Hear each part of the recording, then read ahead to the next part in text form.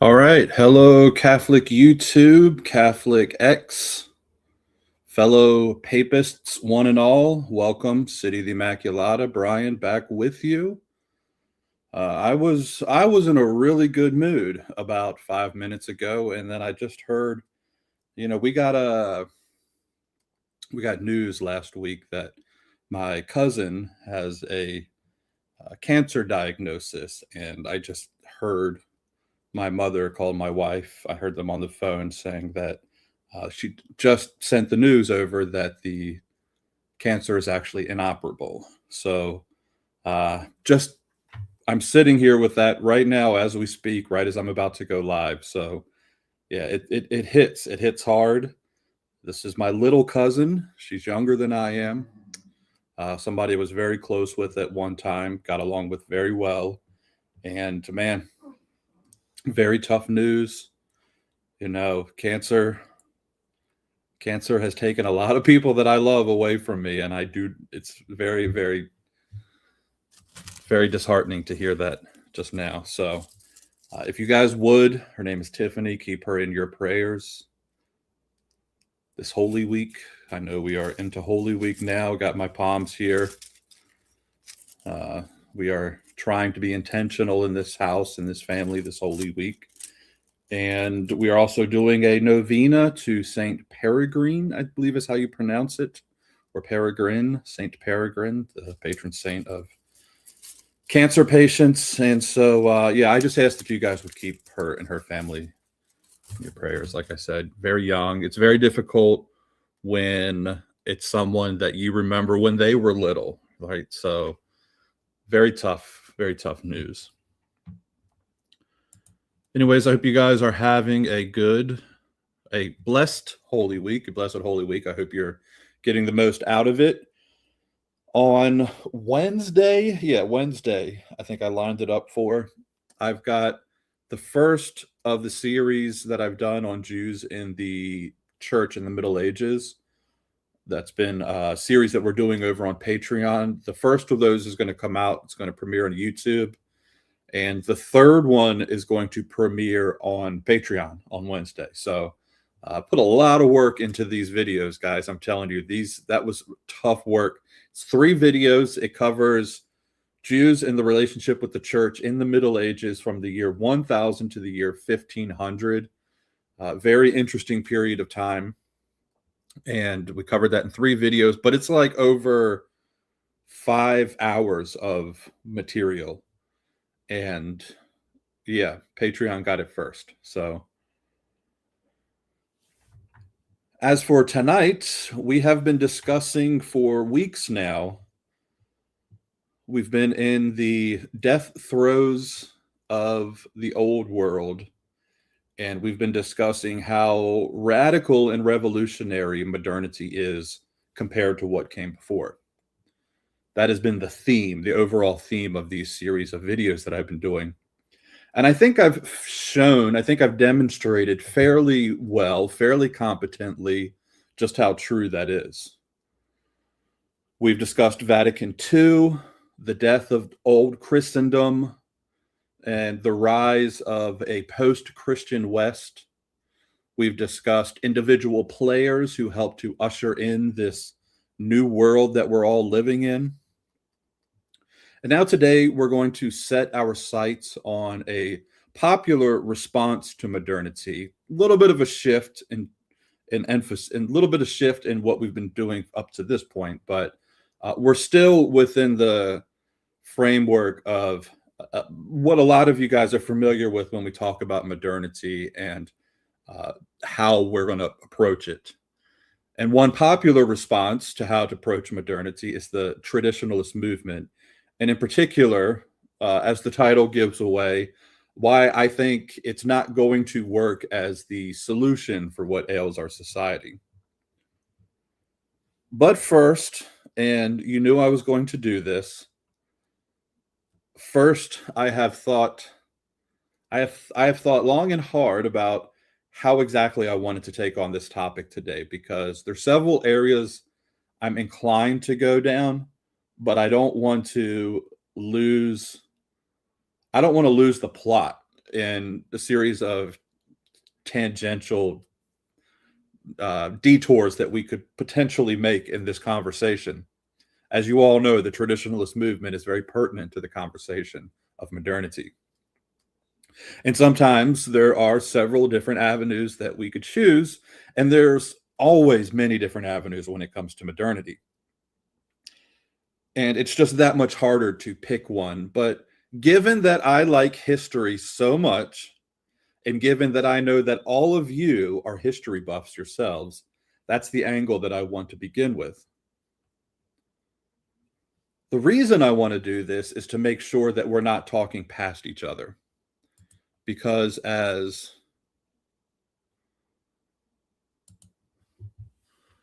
Balaam B. Blues has asked here, is this distinguishing traditionalism from an attachment of preference to the forms from the 1962 and earlier? So that is the question, right? That is the question. If we're going to make some proper distinctions here, and yes, I'm going to make some distinctions here, because something like traditionalism is used interchangeably with at times, various conflicting ideas. So I want to make sure that we're discussing the same topic. And to understand traditionalism, we have to go back to the French Revolution. That's right, folks. Don't change the dial. Hear me out. I know I sound like a broken record on this, but the theme is modernity. So we have to start with the starting lines. Yes, we could go back to the Reformation, and that would be, there's points to be made there about that argument. But I think to stay on track and to not get lost down these tangential roads, I tend to think it's just easier to start with the French Revolution. So during the early period of the revolution, there was a fairly open National Assembly, a body which represented the various factions of the government. There were originally 3 estates, as they were called, that were represented.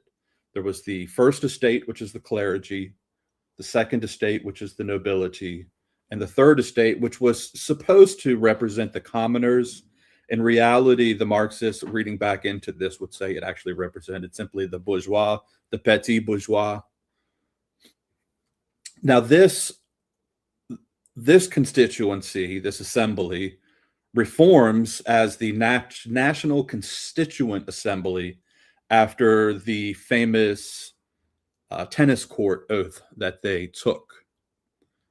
Once it's legitimized in the meeting hall where it met, one side sat to the right, and these were largely the members of the Ancien regime, the old regime, the royalists who supported the monarchy, who were typically representatives of the king's court.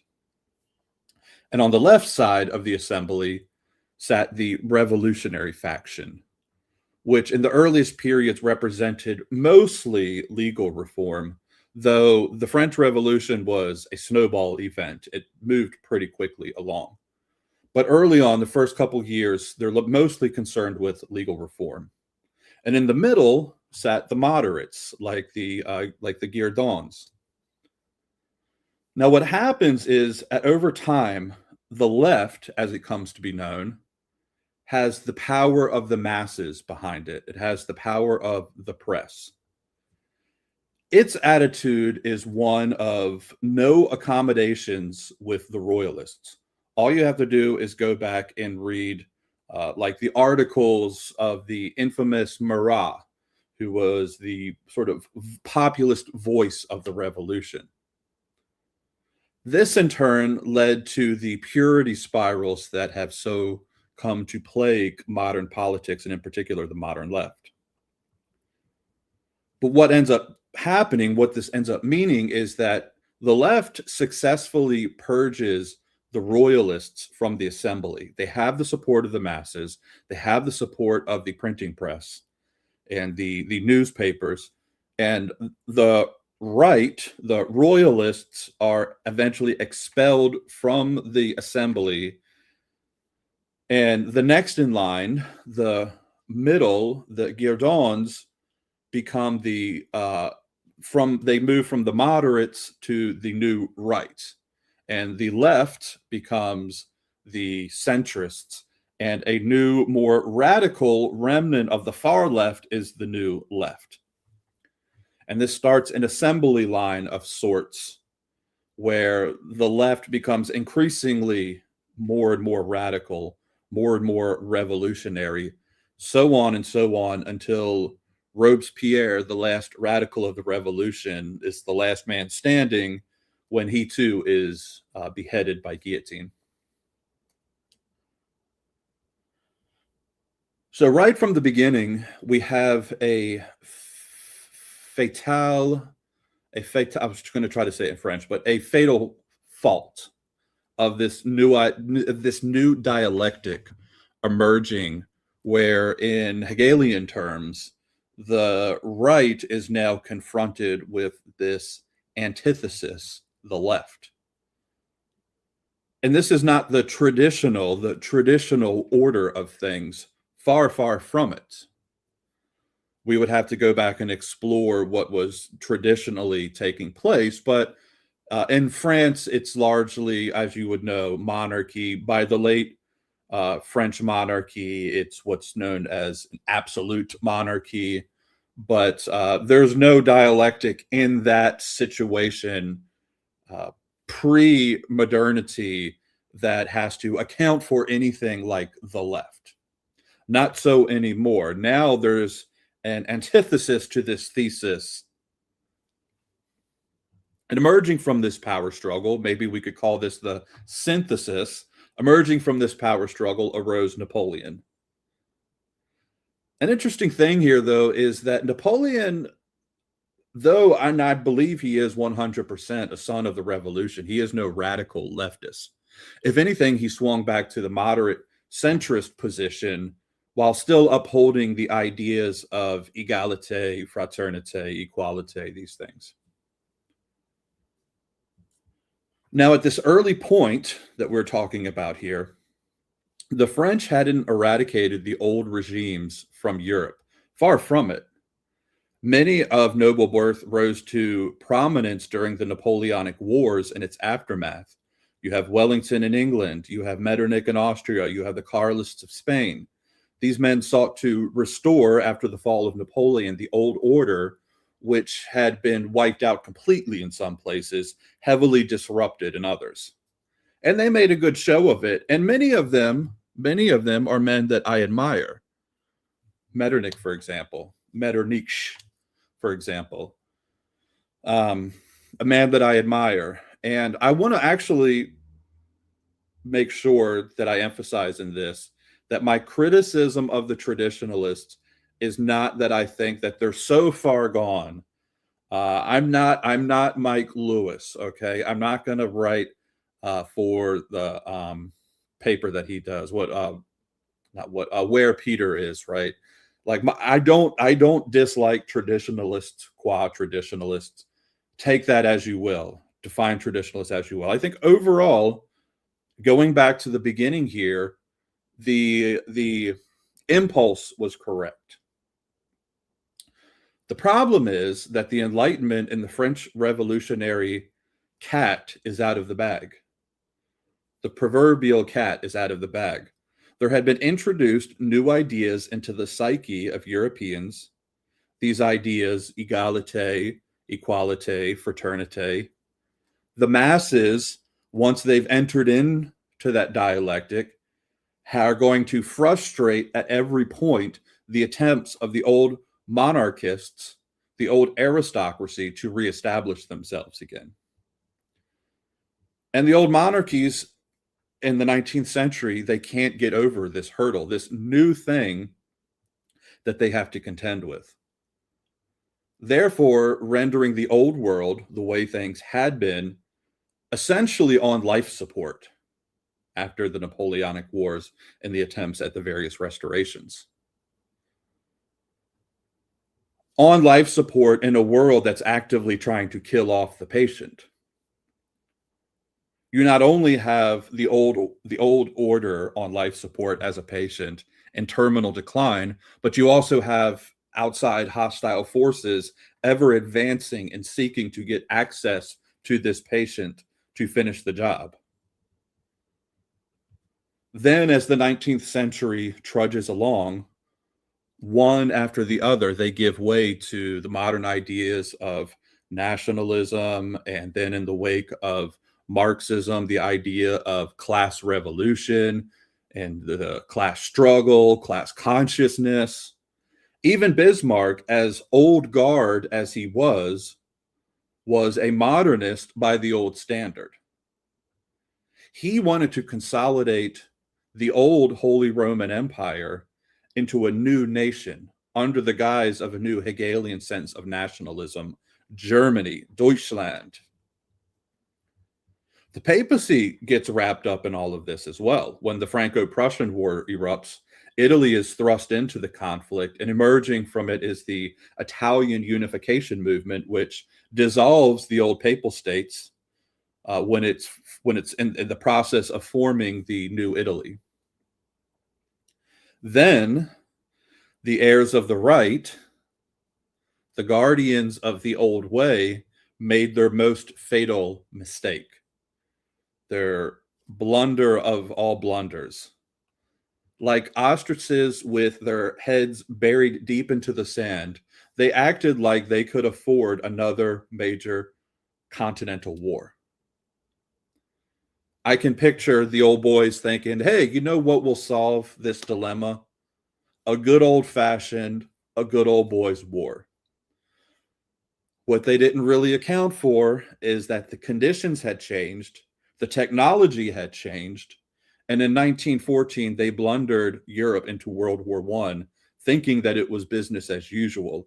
It's one of the biggest, looking back at the lead up to World War I, and what the old guard did, mind you, this was not the left. The left, if anything, was hostile to the war. That shifts a little bit with some propaganda, but for the most part, the left was against it. They saw it as a capitalist venture. The war of all wars, World War I, was an old guard, the old aristocracies, thinking that they were still back in the 30 Years' War. Apparently wasn't enough to learn a lesson. The Napoleonic Wars weren't enough to learn a lesson. All of the various revolutions and struggles of the 19th century weren't enough. No, we need one more war to sort of settle this, and settled it they did. Not only that, not only did they kill off the patient, but they created the conditions for the mortal enemies, the communists, to take one of the largest countries in the world and set it up as a test bed for exporting Marxist-Leninist revolution worldwide.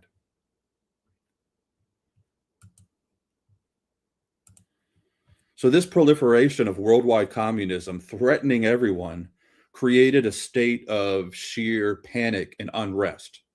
With the outbreak of the Spanish Civil War in the 1930s, Stalin proves that he can touch the heart of Europe.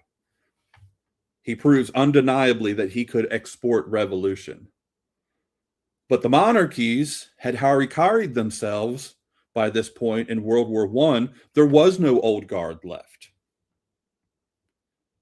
Okay, there was the English crown that was still left, but, you know,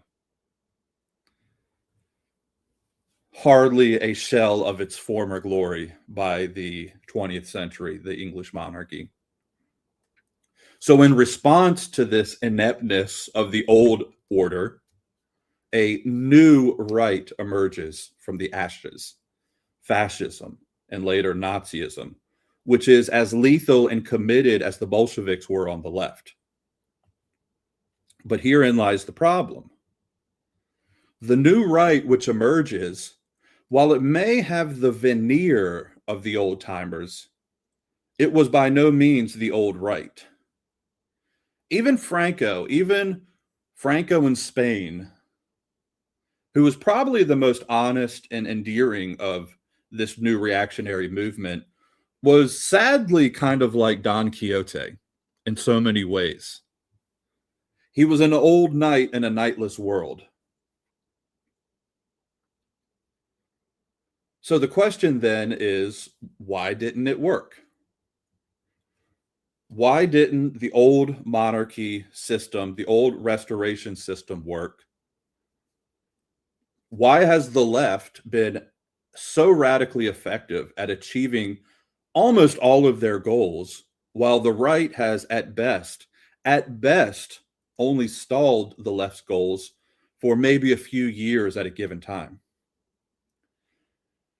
And for that, we turn to Alasdair MacIntyre, the subject of our lecture today.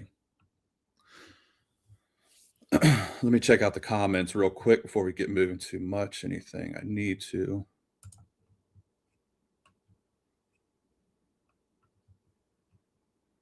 Quite a few comments. I'll get to them later. Let's see. So MacIntyre writes one of the most important works of the 20th century called After Virtue. I had it out, and then we've been in the process of moving stuff to where we're going to be moving to this new apartment, and I packed it up. So yay me. I had my old copy of After Virtue out, but he does something in this book that when I first read it years ago, it's one of those things. This happens every once in a while where a person has an idea that's like so simple and clear. You kind of wonder, like, why did I never think of that before? And then you almost want to think, I actually have always thought that. That's why I knew that. It's so simple. I knew it. Reality is you didn't know it. Like this person told it to you and now you've claimed it. But be that as it may, what he does at the beginning of this work, After Virtue, he asks you to go on a thought experiment with them. And he says, imagine that all of the world's scientists were one day just wiped out in some cataclysmic event. Now, at all points through the Enlightenment, from the French Revolution through Marx, up through the modern series of liberalism and progressivism, the left in the U.S., all of these people, with maybe the exception of one, presume they begin their project with a Christian worldview. Every single one, with the exception, I think, of Nietzsche, who we discussed the time before last, they all seem to follow this foundationally Christian worldview. Now, Nietzsche places the madman in the town square. He starts screaming out at the top of his lungs that God is dead and you have killed him. He says, the people, of the 19th century, you've killed God. He's reminding you of what you've done. And then he says, yet you continue to still worship him. He likens it with this wonderful analogy of the worshipers of the shadows of Buddha. When the Buddha died, it said there was this legend that his shadow, that one of the caves he used to meditate in, he had a fire and his shadow would cast upon the wall of the cave. And that when he died, his shadow would still be cast upon this wall, right? And his followers would go and they would worship the shadow of the dead Buddha. And so what Nietzsche's saying is, look, you've killed Christendom. We did it, guys. Like, yay. Nietzsche saw it as a good thing. He said, look, yay, we killed Christendom. But now you're going to continue to worship that God, and you don't even realize that you're worshiping it. Just take Marxism, feminism, civil rights, LGBT rights. They all prima facie begin with the oppressor-oppressed distinction. Their whole project fails if you don't accept that at the outset. So that's right, folks. Karl Marx didn't invent the oppressor-oppressed distinction.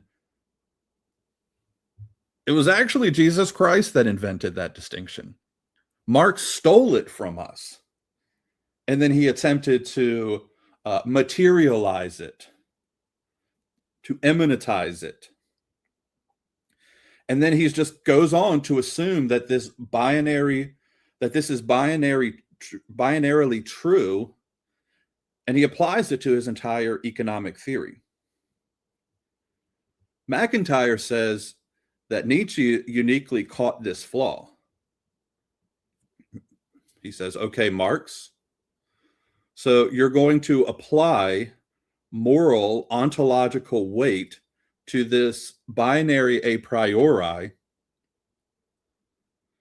And they'll go on to say, well, if you question it, then you're simply showing signs of counter-revolutionism. You're the intelligentsia. You're promoting a false consciousness. This is what the communists would say. This is why Lenin hated the intelligentsia of Russia. He hated the intelligentsia class with more passion than he did any other, including the capitalist class. He hated the intelligentsia class because he said it was the dialectic of the intelligentsia class which fomented this idea that we could continue to perpetuate certain ideas that were, it's not necessarily that they had to be counterproductive to the revolution, but as far as Lenin was concerned, the pragmatist that he was, all they did was just slow down the inevitable.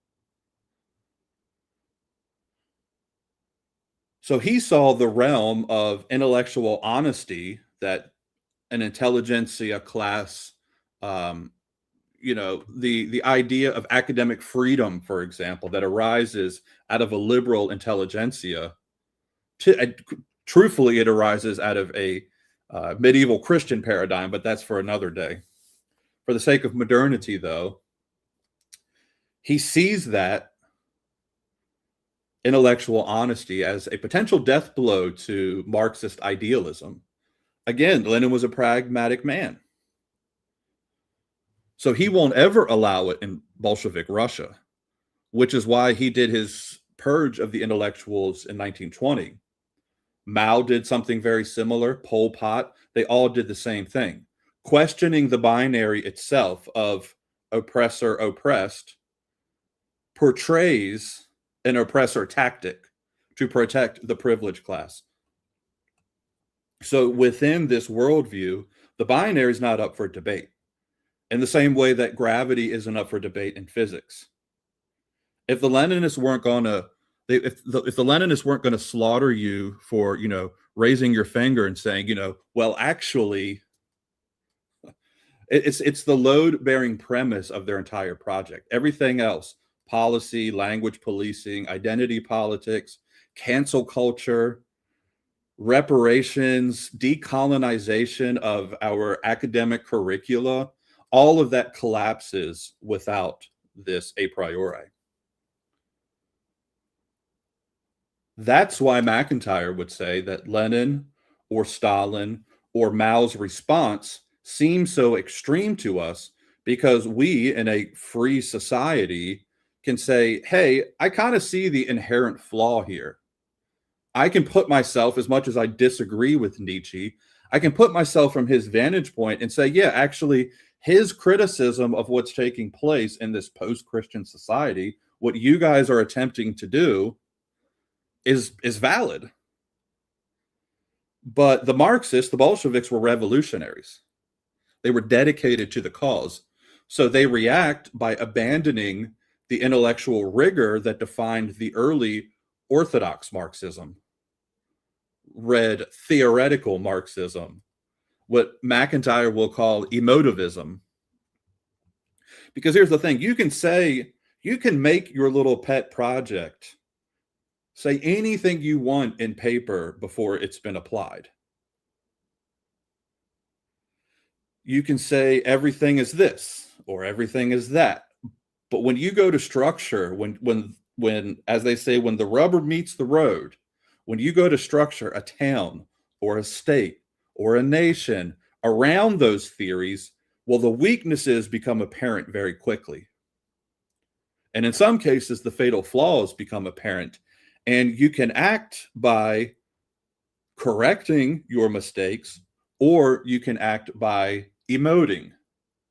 And in the case of the communist, they would emote quite genocidally. So MacIntyre says, here's the flaw.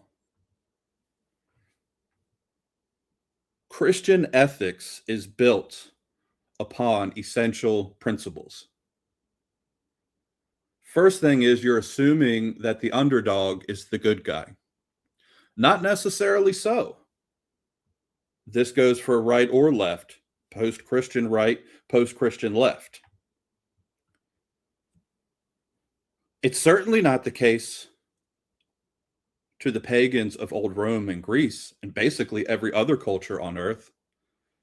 The story that Christians told of Jesus Christ's death and his resurrection was basically the first and the ultimate underdog story. Whereas the old pagan myths, the hero was typically very clearly early on going to be the hero from the word go. And much of their heroic traits in the old mythos, in the old myth, was of some kind of martial prowess, usually, which is why the Jews were so upset with Jesus. He's supposed to come as the king, the Messiah. Where's your legions? Where's your armies to free Jerusalem? You see, the hobbits are the heroes in a Christian story. In the old myths, the only hero would have been Aragorn.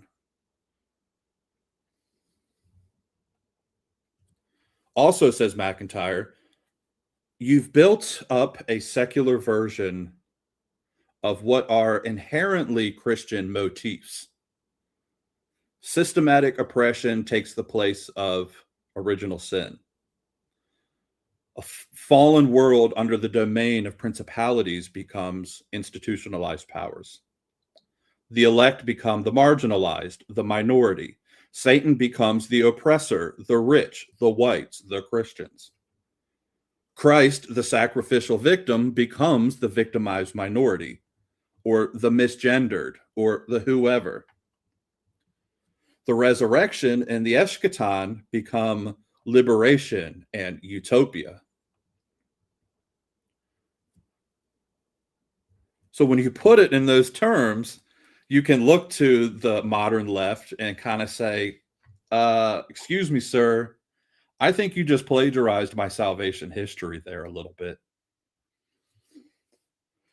So MacIntyre says that the Enlightenment, of which all of this is a product of, the Enlightenment tried to keep all of these themes and ideals and repackage them in a world void of the transcendent, void of meaning or purpose, other than what purpose we will upon it ourselves.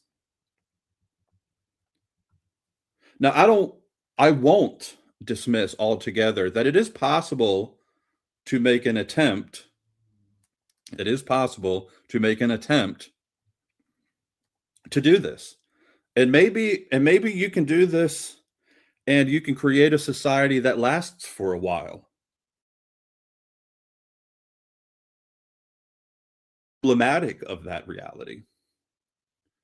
But it does seem to me, it occurs to me, that the abandonment of Christian metaphysics, of Christology, of the eschatological aspects of Christianity, while trying to hold on to some vague notion of the salvation of the oppressed masses, doesn't come without some serious consequences, or at the very least, some serious internal contradictions. And we know when you go to structure your society and you've got internal contradictions within your worldview that you're structuring your society around, that there's probably going to be some problems. And how is the left going to react to these problems when society doesn't start moving in the direction that they thought it would move in? Well, typically they react by what we saw in 2020, where they start to burn down the cities. So Christianity, if you consider it, Christianity revolutionized the ancient world. But it did so with a group of believers who held to the totality of religious orthodoxy of Christianity. Now, you could come at this from a secular point of view and say, well, there's these contradictions in Christianity and this contradiction. Maybe you could come at it from a Nietzschean critique or something like that. Sure, we could have that argument, but that's not what we're talking about here. The idea is these people, these Christians that emerge out of the ancient world into the medieval world, their belief was in a real transcendent God who judges the powerful and exalts the humble. They believed in an objective moral order that binds everyone, oppressor and oppressed alike. They believed in a doctrine of sin that indicts every human heart. No one is purely victim or purely villain, with the exception of Christ, the true victim. Forgiveness and reconciliation, loving of one's enemies, and the actual mechanism of victory of this whole process, an eschaton that is while we cooperate is wholly of God's doing. It's not a human utopia built by correct politics in theory and in application.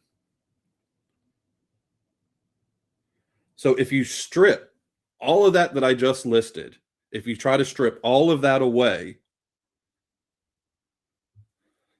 you're left with the emotional and moral residues of a world that's no longer here.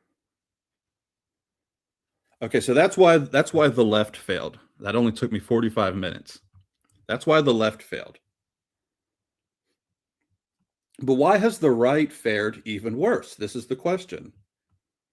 After all, aren't they the keepers of the traditions? Well, the problem, gang, is that the right is ultimately stuck doing the same thing. Go back to the old right of the ancient regime, the old French royalty. What did we say happened to them? You'll note, I said, they were moved out while yesterday's centrists become the new right. Well, they weren't just moved out, they were actually rounded up and slaughtered, never to come back. Oh, but wait, you say, what about the restorationists? What about a restorationist movement? Okay, so we killed the monarchy, we destroyed the regime. Can't we restore it?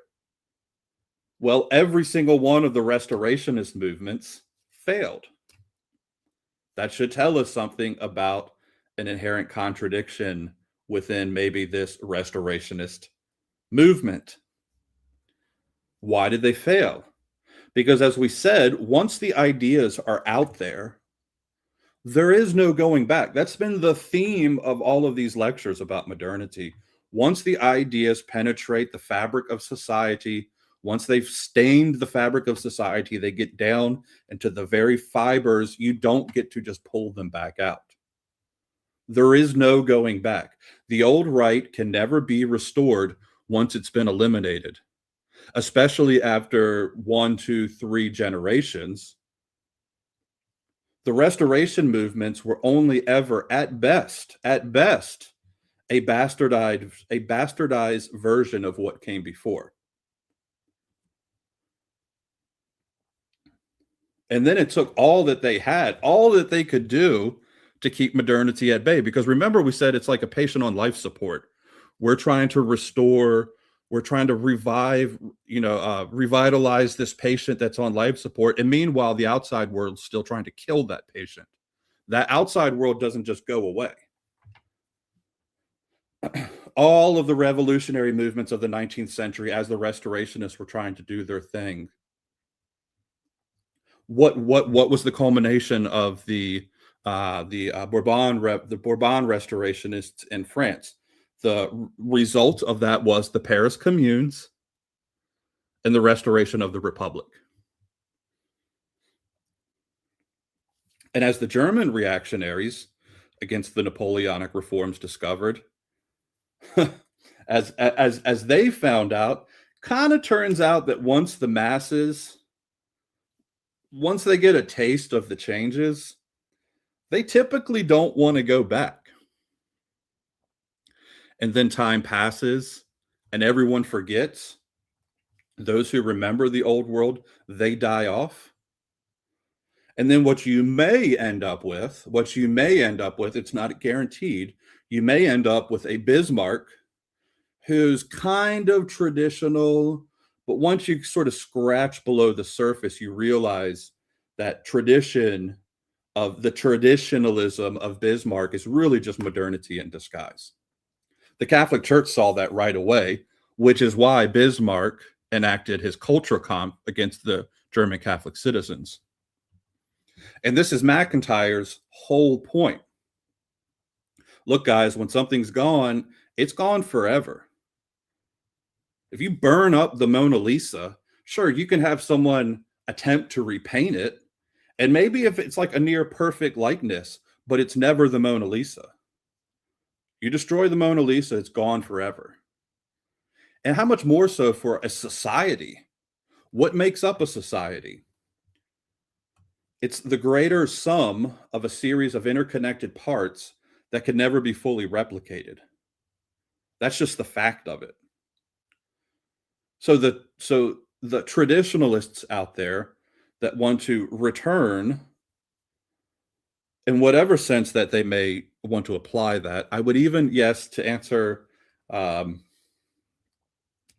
person's question at the beginning, while I do think that there are some clear distinctions to be made between say, people who simply prefer the traditional Latin Mass as a normative liturgy, even if I would say, even if it's a traditionalist minded person and they are in their heart convicted that the traditional Latin Mass is representative of what should be normative for the universal Roman rite, we could have that conversation. I may even agree with you on parts of that. I may. But a lot of the traditionalism of the TLM community falls into this category of what we're talking about.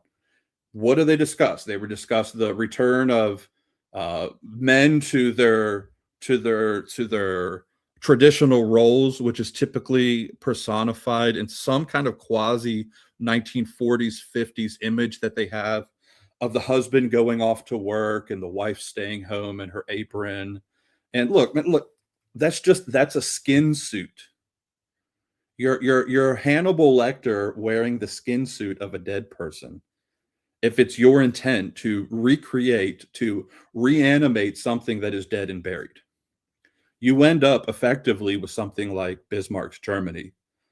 You end up then, when it doesn't happen the way that you anticipated it to happen, emoting and reacting to the conditions of reality because your paradigm was fatally flawed to begin with. Hence, Bismarck, when he sees that this thing that he's attempting is not working, ultimately it doesn't work, it fails. The German war machine that Bismarck creates dies with World War I. The Nazis, kind of a same thing, a new right. They were a little bit different than the old monarchist right, but they were still attempting kind of a restorationist. It was sort of a restorationist of the Reich, the 1,000-year Reich, the Third Reich that they were trying to create. That too ultimately failed. Because what you can't actually access, think about this. The thing that's most important, that's most vitally important to your movement is the very thing that you can't access. You can't access the Mona Lisa once it's all in ashes anymore. Sure, you could try to replicate it, but you can't put those pieces back together. Then when reality starts to hit, as MacIntyre says, you end up with emotivists, emotional outbursts in the attempt to hold together a failed system. There is no bringing a dead horse back when it's dead.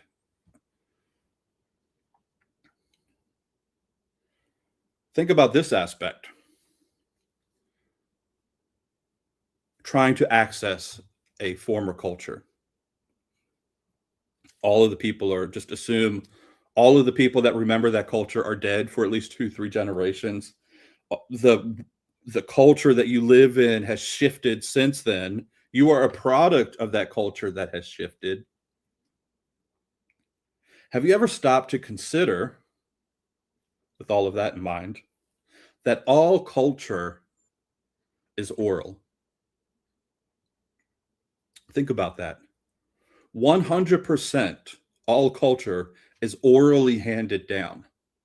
Now, sure, we use the medium of writing to help us transmit information, but how do you get access to that medium? How do you get access to that info to begin with? By learning the language you were born into or spent time studying.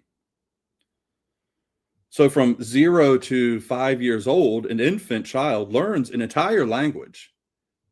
You try doing that. They learn it by listening and by mimicking. And it's an incredibly complex process. That's just one process. The transmission of a language to a child, which is part of this wider net of things that leads to the continuation of a culture.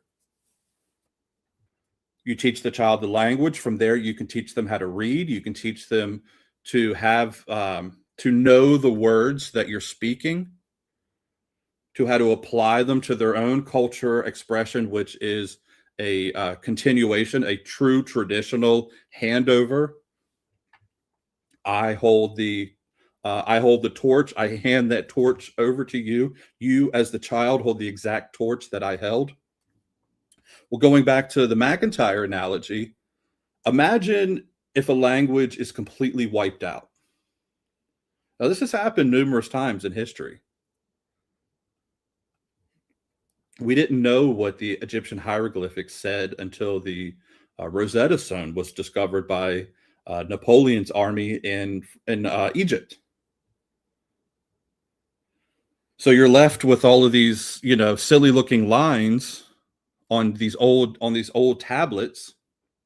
And sure, you could try to reconstruct what it might have said. Joseph Smith reconstructed. He got his hands on an old hieroglyphic piece of paper, and he wrote what's infamously now called the Book of Abraham, which he just he's looking at Egyptian hieroglyphics. This is before the Rosetta Stone, and the language had been translated. And he literally comes up with this thing that he calls the Book of Abraham. And it turns out that the Book of Abraham, this Egyptian hieroglyphics that he had his hands on, was simply like an excerpt from the Egyptian Book of the Dead. So what you try to come up with is not going to be authentic. If you could imagine one day the language is just wiped out. So how much more so, again, for a culture? Think about what it takes to make up a culture. I turned to an old sociology book to give you a list so that I can belabor the hell out of this point until it sinks in. Culture is, it's language, as we said. It's the sharing of values and beliefs, religion and spirituality, customs and traditions, norms and social rules. It's art, it's food, it's clothing. It's how you form your familial and kinship structures, how you form your higher institutions of education, law, government, economy. It's the myths that we all share in common with one another, stories, symbols, the icons, the symbols and images, as Hegel would say. It's the understanding. Here's actually a good metric. A Russian friend of mine told me once, he moved to America years ago, and he said he realized he actually finally got American culture once he was able to understand American humor. And that takes a while. It's not just, you don't just learn the English language and then you get the humor right away. Like he said, it took, he would watch American comedies and we would be laughing and he would just be like, I don't get this. Right. And eventually, though, he lived here long enough and we were able to transmit that sense of culture to him, and he ended up getting the humor. You have to be a part of it. You have to live immersed in it. Can you imagine going to, like, attempting to reconstruct ancient Roman humor based on a reading of Livy from an English translation? You couldn't even do it. There's probably things when you're reading Livy that were humorous to the Romans that you're just never going to pick up on. So that's just the reality that we're all faced with. The Reformation happened, folks. The Enlightenment happened. All of the social revolutions happened. We live in the aftermath of all of that. We are the surviving remnant of a civilization that is, for all intents and purposes, dead and gone. And look, I understand that's a hard thing. I sympathize with the traditionalist. I get it. You watch those old edits of like 1940s, like Detroit or 1940s Paris, and the social cohesion that they possessed. Man, I mean, it's tough. You go and you look at like San Francisco circa 1945 and San Francisco circa 2026. It's a drag, man. I get it. And yes, I think we have every right to feel angered and betrayed because it was a birthright and it was stolen from us. But that's the reality, right? That's the reality. It was a birthright that was stolen from us, but it's gone. It's the Mona Lisa. It's in ashes. It was stolen. It was executed. I know that we all have hopes deep inside that Anastasia Romanov would emerge from hiding and reclaim the old monarchy. But I'm sorry, folks, the Romanovs are all dead. And Putin is no czar. He never will be. Because that world, the world of the czars, is gone. It's gone and it's not coming back. I'm sorry for my ortho bros out there. I know. I get it. We all hope for the once and future king. But in the meantime, this is the war that we're in. This is the civilizational conflict that is ongoing. And we're like the victims among the ruins just after Rome has been sacked. Old Rome is gone. It is 475. Old Rome is gone. And that's what part of MacIntyre's book is. I recommend you all take the time to read After Virtue.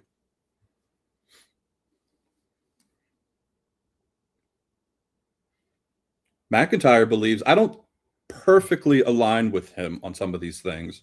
I have my own ideas, but I do believe that he's correct in the sense that he believes that we have entered into a new dark age. We've entered into the dark ages.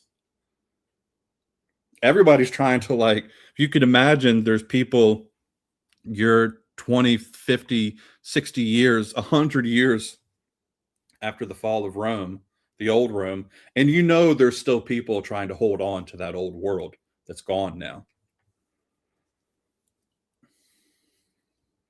So the fumes of the old Christendom are run out. Darkness has descended upon us. And it's likely going to get only darker for our children and their children, and maybe even their children's children. But the question is, how long are we willing to work? What are we willing to do? What can we do now? Well, I've spent 4 lectures at this point, 5 lectures, 5 or 6 lectures on what has happened. I've got one more lecture that I want to do next time. I would probably have reordered these different, but this one kind of hit me. That's like, I need to discuss this. We're got to step out of modernity next time for a little bit. I'm going to talk about what I'm calling the greatest revolutionary in Christian history, Joachim of Fiore, somebody many of you aren't familiar with. But his transition in the Middle Ages, I think, is very important for understanding where things went wrong. And this is something that as a student of Father Peter Fellner, I have come to appreciate more and more. So we're going to go next time. He's going to help set the stage. I probably should have had him earlier in the whole series that we've been doing here, but be that as it may, We're going to cover him. And then after that, I'm going to start presenting what I think are some solutions for moving forward into this brave new world that we have all entered. And bear in mind, this is a small channel, so how far are my ideas really going to get out there? The good thing is I'm not relying on them as my ideas. They're ideas that other people have that I'm simply borrowing from in the hopes that maybe somebody will pick it up. Okay.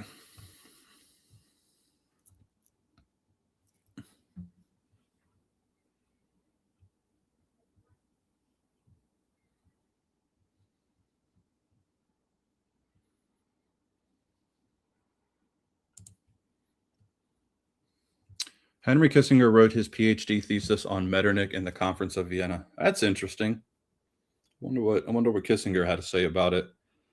Not always the most popular man in the room, but often the smartest man in the room. And oftentimes the smartest man in the room is not going to be the most popular man in the room. But Kissinger, for as much as I disagreed with him, was a very brilliant man.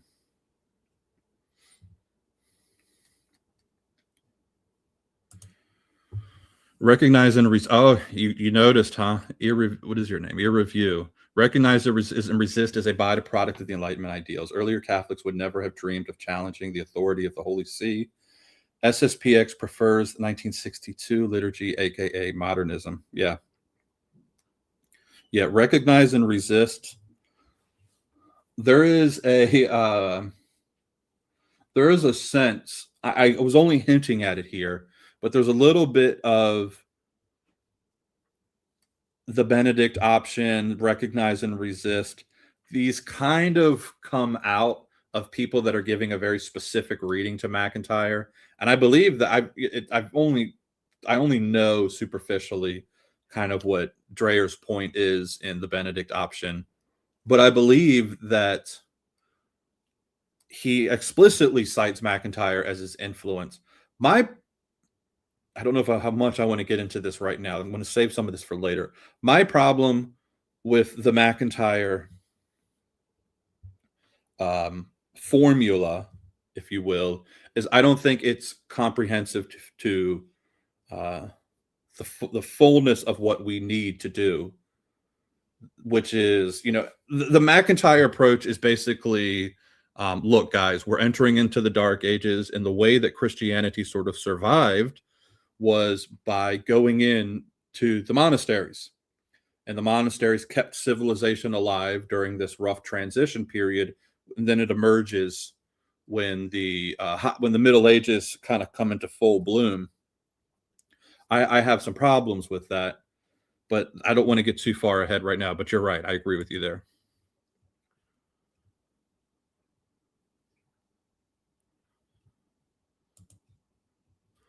It seems to me that we're all liberals now. The triads seem as hostile to authorities. Yeah, I mean, look, if you start to express, even in a sense, like, and I'll pick on because, like I said, traditionalist is a very broad term, but since this is a Catholic channel, the Catholic traditionalist, even if you start expressing certain ideas theologically, historically, whatever, even politically, about the post-Tridentine church, they oftentimes react very negatively to it.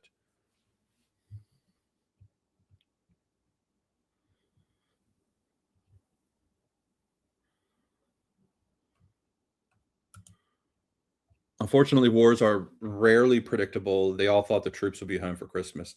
Yeah, I mean, it's it was the blunder of all blunders, and it's if I could go back and change one thing about the last 200 years, I would try to have stopped. I mean, it is what it is. I'm a historian. I love to do these thought experiments. It is what it is. We are here. There's no point in crying over spilled milk, but I would try to prevent World War I. I think we maybe could have eked out some kind of restorationist movement that maybe could have survived had not that war actually happened.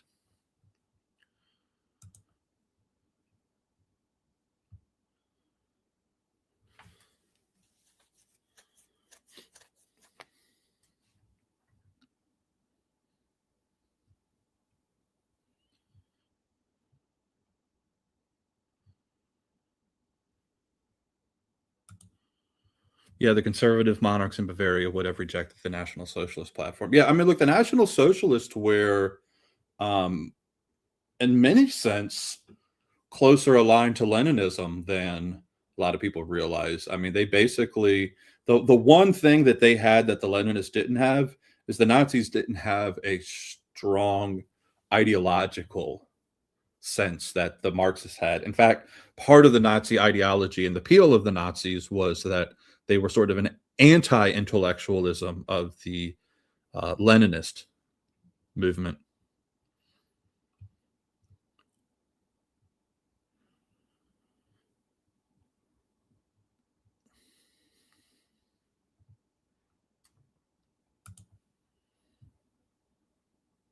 Yeah, I don't know if I misspoke, but the Egyptian hieroglyphics were eventually translated. It just took a while.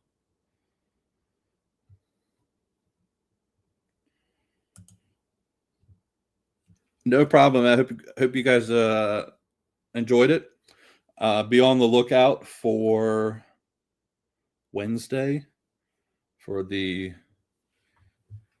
Jews and the Church in the Middle Ages. It's a long one. It's about 2 hours almost, I think, of the first video. Maybe I'm wrong. Maybe about an hour and a half. But anyways, it's a long one, and I cover a lot. And kind of controversial. I was like, man, do I even want to put this out on YouTube? Like, I feel like I'm very fair, but it's such a polarizing conversation. I'm like, do I even want to put this one out on YouTube? I'm going to. We'll see what happens if my channel just disappears. You guys know I'm alive and well, as they say. I'm not. I don't have any. I don't have any thoughts about ending things. So if my channel goes poof in the night, that's what happened. It was some intelligence agency that did it to me. So anyways, that's coming out Wednesday. I hope you guys have a very blessed Holy Week. Get to Mass Thursday, get to the service on Friday, get to Easter, be with your family, be with your loved ones. And we've not got anything going on next week on Monday, but on the following week, I keep thinking I got one more I need to do. The following week, we're going to do Yo Come Fiore.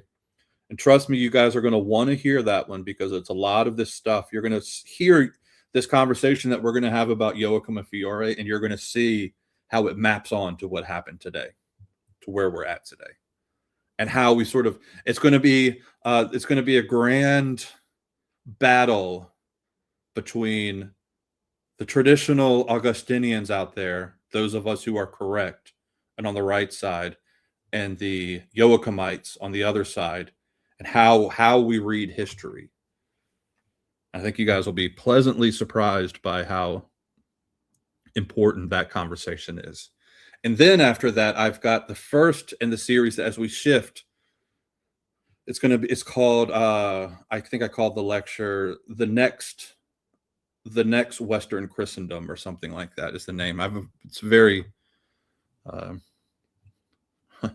I'm being pretty confident there in that title, but my hopes for the next, it kind of gives it away, right? Like I do think that we have the potential to create a new Western Christendom. It's not going to be the old one, but anyways, you guys will have to wait for that. In the meantime, God bless you all. Have a good end of your Lent. Have a happy Easter, and I will see you guys on the other side of the empty tomb.